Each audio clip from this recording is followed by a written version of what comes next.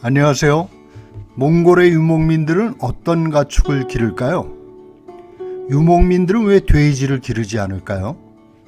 기르던 가축이 한 마리쯤 없어지면 유목민은 알 수 있을까요? 유목의 전설 7편은 몽골 유목민이 기르는 가축과 유목의 방법입니다. 몽골에는 사람보다 가축이 더 많습니다. 몽골 고원은 양이나 염소의 땅인 셈이죠. 유목민이 기르는 가축은 다섯 주둥이라고 부르는 말과 소, 양과 염소, 낙타입니다. 대체로 물을 많이 먹는 소는 물과 풀이 풍부한 중부의 초원에서 기릅니다. 가장 많이 기르는 가축은 양과 염소입니다. 양과 염소는 멀리서 보면 쉽게 구별하기 어려울 정도로 한데 어울려 지냅니다. 그러나 양과 염소는 성질이 다르죠. 양은 풀의 윗부분에 달린 열인순을 뜯어 먹지만 먹성이 좋은 염소는 닥치는 대로 뿌리까지 먹습니다. 바크가젤 초올로의 민박집 염소는 사람들을 따라다니며 손에 든 휴지며 주머니 속의 사탕까지 꺼내 먹었습니다.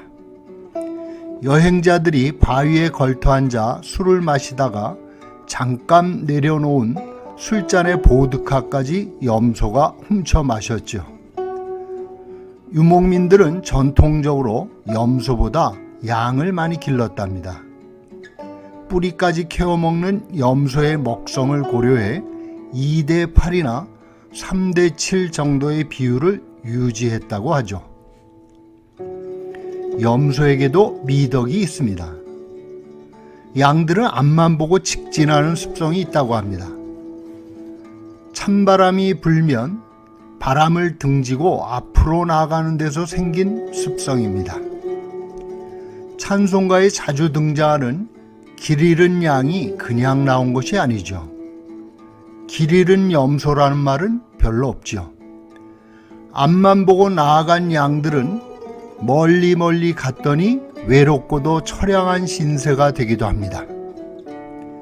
찬바람이 불면 한데 들러붙는 양들을 염소가 자꾸 뿔로 들이받는 바람에 양들은 염소들을 피해 뱅글뱅글 도느라 멀리 직진하지 못한답니다.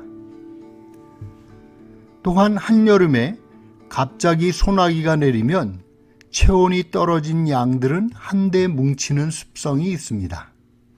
심한 경우에 밑에 깔린 양들이 무더기로 압사하기도 합니다. 염소는 그런 양들이 제게 들러붙거나 뭉개는 걸 용납하지 않고 뿔로 치받아 한데 뭉친 양떼를 흩어놓는답니다.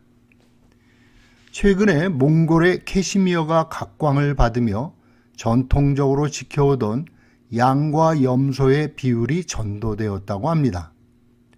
5대 5나 4대 6으로 염소를 많이 기르게 되었죠. 캐시미어는 염소의 부드러운 가슴털로 만듭니다. 양털의 몇 곱이나 되는 염소털의 가격으로 오래된 유목의 전통도 무너졌습니다. 가축을 길러 고기를 먹고 사는 유목민이지만 돼지는 즐겨 기르지 않습니다.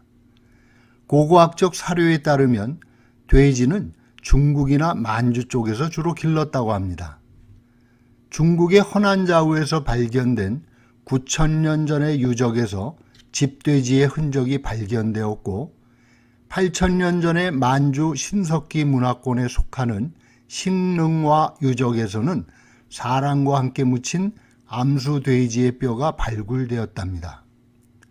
돼지는 곡식이 넉넉한 농경 문화권인 중국과 음루, 부여와 같은 만주 지역에서 많이 길렀다고 합니다. 고기를 주식으로 하는 유목민들은 왜 살집 좋은 돼지를 기르지 않았을까요? 몽골의 유목민들은 돼지는 세균이 많고 지저분한 동물이라고 여깁니다. 이는 돼지는 굽이 갈라지고 그 틈이 벌어져 있지만 새김질을 하지 않으므로 너희에게 부정한 것이다. 너희는 이런 짐승의 고기를 먹어서도 안 되고 그 주검에 몸이 닿아서도 안 된다. 그것들은 너희에게 부정한 것이다. 라는 성서의 레위기에 나오는 계율과도 통합니다. 중동의 유목민인 유대인과 아랍인들은 돼지를 부정한 동물로 여겨 먹지 않았습니다. 신약 성서의 베드로 후서에는 돼지가 몸을 씻고 나서 다시 진창에 뒹군다며 더러운 짐승이라 적었지요. 그러나 진창에 뒹구는 걸로 말하자면 메어놓은 낙타나 소도 마찬가지입니다. 말은 툭하면 흙바닥에 등을 비비며 뒹굴죠. 돼지로선 참 억울한 일입니다. 양이나 말처럼 초원에 풀어놓는다면 어느 돼지가 자신의 똥 위에 누워 뒹굴까요? 그보다는 한 해에도 8차례나 이동을 하는 유목민들에게 먼 길을 걷지 못하는 돼지가 거추장스러웠을 것입니다. 게다가 돼지는 초원의 풀을 먹지 않고 사람 먹기도 귀한 곡식들을 축냈습니다. 중동이든 몽골 고원이든 초원에서 사는 유목민에게 가축은 신선한 풀을 뜯어먹고 자라야 합니다. 농경 정주민인 중국인이 돼지를 즐겨 기르는 것은 먹이가 되는 곡식이 넉넉했고 한 곳에 머물러 살기 때문입니다. 몽골과 인접한 만주 지역의 부족들이 돼지를 기르는 것은 유목보다 산과 숲에서 사냥을 해온 사람들이기 때문입니다. 일찌감치 사냥감이 되어온 멧돼지와 친숙해지며 자연스레 사육하게 된 것이겠죠. 특히 산이 높고 추위가 심한 만주 일대의 수련민들에게 지방이 많은 돼지고기는 추위를 견디고 피부를 보호하는 데 요긴했을 것입니다.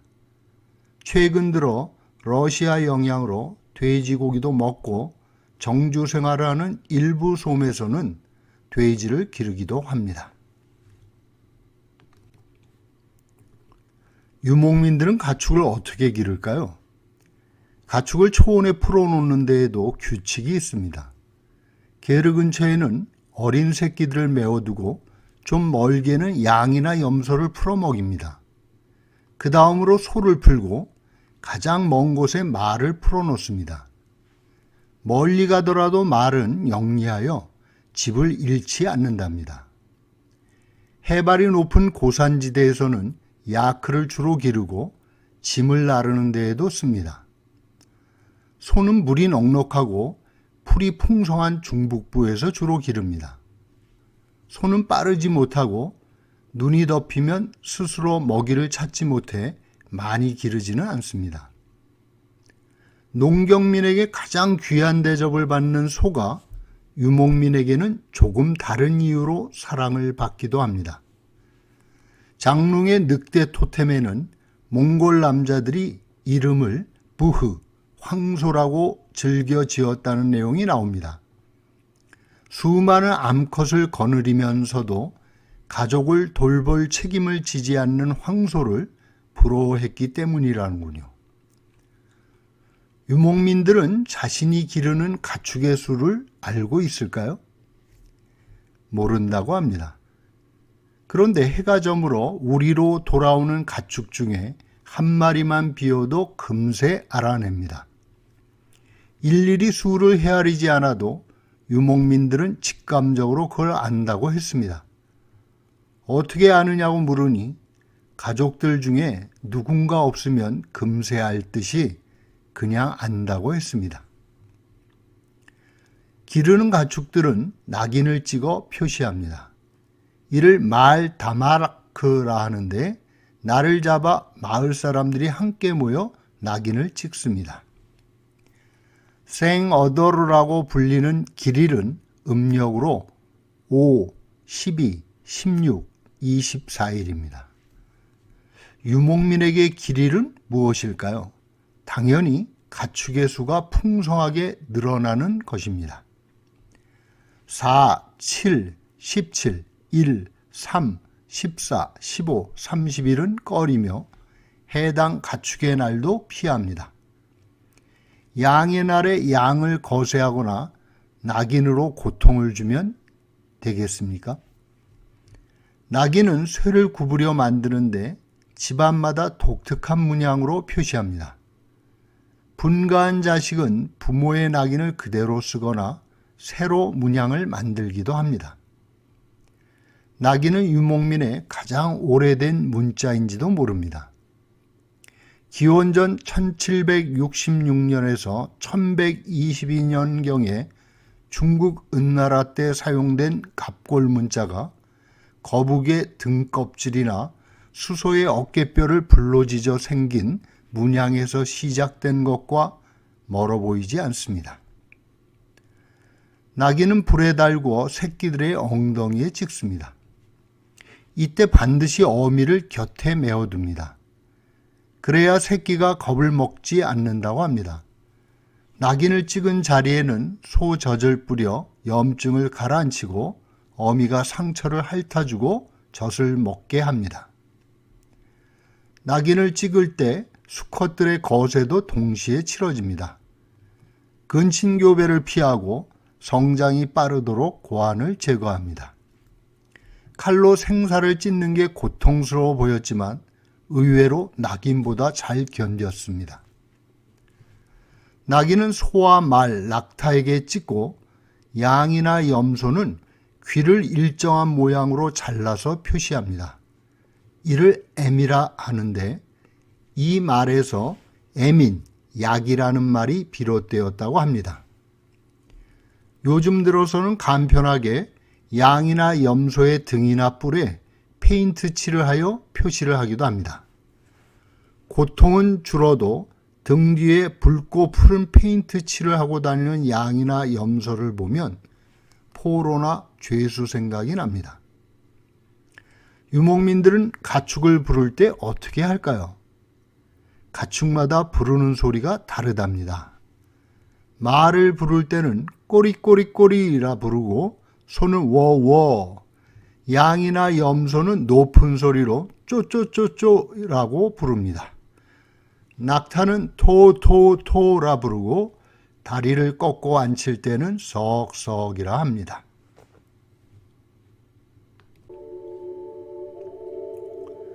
유목은 어찌 보면 가축들이 알아서 살아가는 셈이지요. 초원에서 풀을 뜯는 가축들을 보면 평화롭다는 느낌이 들지만 실상은 처절합니다. 온종일 풀을 뜯어야 겨우 살아갈 수 있는 가축들은 한겨울에도 새벽부터 눈을 맞으며 풀을 뜯습니다.